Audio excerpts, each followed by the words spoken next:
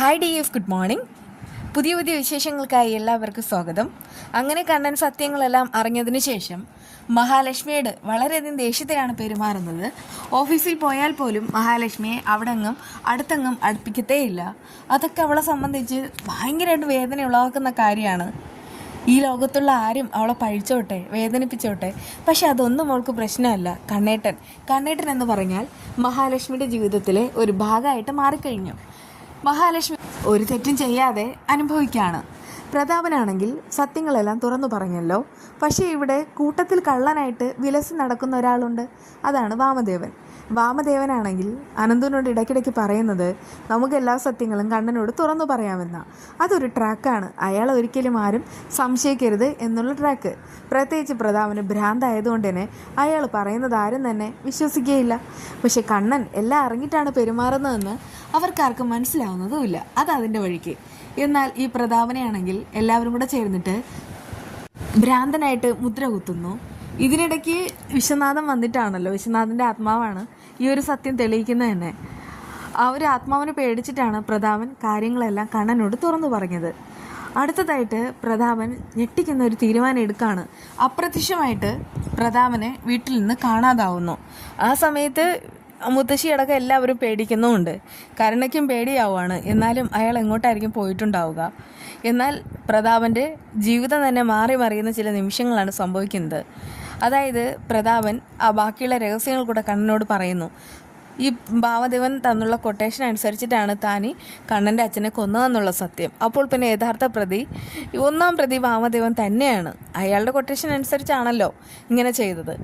പിന്നീട് ഈ പ്രതാപൻ്റെ ഒരു ജീവിത കാലഘട്ടം നോക്കുകയാണെങ്കിൽ അയാളാണെങ്കിൽ സന്യാസത്തിലേക്ക് പോവാണ്.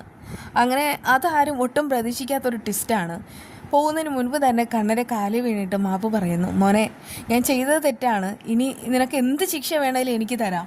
നിന്നോട് മാത്രമല്ല, ഞാൻ മഹാലക്ഷ്മിയോടും ഒരുപാട് തെറ്റ് ചെയ്തു. മോളായി കണ്ടിട്ട് സ്നേഹിക്കേണ്ട സമയത്ത് ഒരു ജോലിക്കാരിയായിട്ട് കണ്ടു. ഞാൻ അതിന് ഒരുപാട് പണി കൊടുത്തു. അന്നത്തെ രാത്രി ആ ഒരു കൊട്ടേഷ സമയത്തും അവൾ എൻ്റെ കൂടെ തന്നെ ഉണ്ടായിരുന്നു. അതിനുശേഷം അവൾക്ക് നല്ലൊരു ജീവിതം കിട്ടിയ സമയത്ത് മനസ്സിലായി കാണും യഥാർത്ഥത്തിലുള്ള ആ ഒരു സംഭവം നടന്ന കാര്യം. പിന്നീട് അവൾ പലതവണ എന്നെ ഭീഷണി മുഴക്കിയിരുന്നു. അതായത് സത്യങ്ങളെല്ലാം നിന്നോട് പറയുമെന്ന്. ആ സമയത്തൊക്കെ അവളുടെ കാല് പിടിച്ചത് ഞാനായിരുന്നു. കാരണം തകരാൻ പോകുന്നത് മഹാലക്ഷ്മിയുടെ മാത്രമല്ല, കരുണയുടെ ജീവിതം തന്നെയായിരുന്നു. എന്തായാലും ഇതൊക്കെ സംഭവിച്ചു. മോനിനി മഹാലക്ഷ്മിയോട് യാതൊരുവിധ പിണക്കവും കാണിക്കരുത്. എല്ലാ ശിക്ഷയും ഏറ്റുവാങ്ങാൻ തന്നെയാണ് ഞാൻ നിൽക്കുന്നത്. അതിനു മുൻപ് തന്നെ എനിക്ക് ചില പുണ്യസ്ഥലങ്ങളിലൊക്കെ സഞ്ചരിക്കണം. ഞാൻ ഇതുവരെ ചെയ്ത പാവത്തിന് ഒരു പരിഹാരം. എൻ്റെ ജീവിതം എന്ന് പറയുന്നത് തെറ്റുകൾക്കിടയിലുള്ള ജീവിതമായിരുന്നു.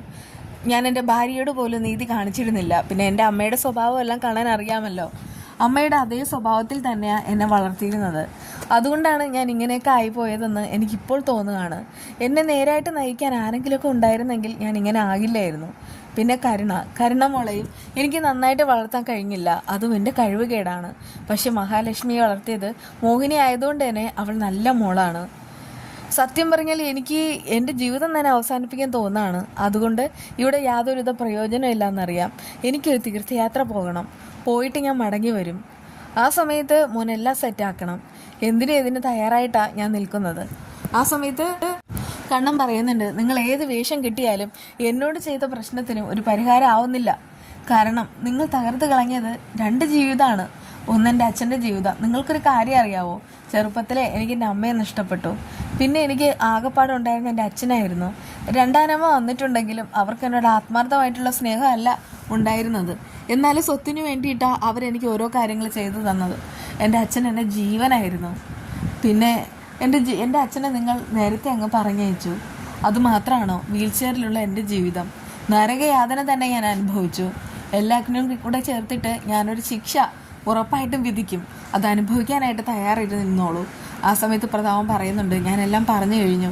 എന്ത് ശിക്ഷയും ഞാൻ ഏൽക്കാം. പക്ഷേ ഈ ഒരു കേസിൽ എൻ്റെ കരുണമോളെ വെറുതെ വിടണം. എന്തായാലും അവൾക്ക് ഒന്നും അറിയില്ല. അതുപോലെ തന്നെ മഹാലക്ഷ്മി, അവരുടെ രണ്ടുപേരുടെയും ജീവിതം സുരക്ഷിതമാവണം എന്ന് മാത്രമേ എനിക്ക് ആഗ്രഹമുള്ളൂ. ആ സമയത്ത് കണ്ണൻ പറയുന്നുണ്ട്, എനിക്കൊന്നിനും ഗ്യാരണ്ടി തരാനായിട്ട് പറ്റില്ല. എൻ്റെ മനസ്സിലിപ്പോഴുള്ളത് എൻ്റെ അച്ഛൻ്റെ രൂപം മാത്രമാണ്. അന്നത്തെ ആ ഒരു ദിവസം എൻ്റെ അച്ഛൻ പിടഞ്ഞു മരിച്ചത് എൻ്റെ കൺമുന്നിൽ വെച്ചാണ്. ആ സമയത്ത് പ്രതാപന്റെ കണ്ണുകൾ നിറഞ്ഞൊഴുകുന്നുമുണ്ട്. അയാൾ ഒരു പശ്ചാത്താപരമായ ജീവിതം നയിക്കാനായിട്ട് പോവാണ്. എല്ലാ തെറ്റുകളും ഏറ്റുപറഞ്ഞ് പ്രതാപന്റെ ദീനരോധനം.